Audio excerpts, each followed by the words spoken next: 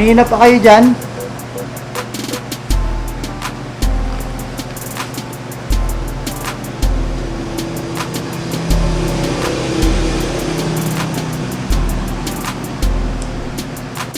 Kamusta mga boss?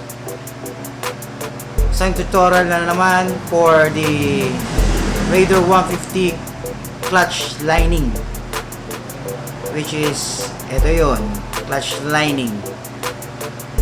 Now, paano nyo ba madedetect na may sira ang or hindi na nagpa-perform na maganda ang inyong clutch lining? Isa lang, mabagal na kayong tumakbo at napakagastos na sa gasolina ng inyong motor. Yung tipong ino-overtakean ka na ng bike, bisikleta, ino-overtakean ka na dahil hindi ka na tumatakbo ng matino.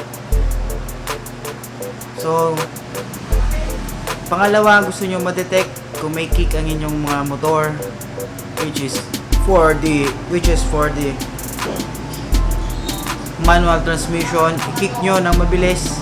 Pag hindi na kumakagat, ibig sabihin may diferensya na po ang lining nyo. It's time para magpalit. Refresh your engine, refresh your lining. But now, we're using the pitsbike lining with clutch spring sa racing parts from pitsbike. This is not a paid video. So, tara, let's begin.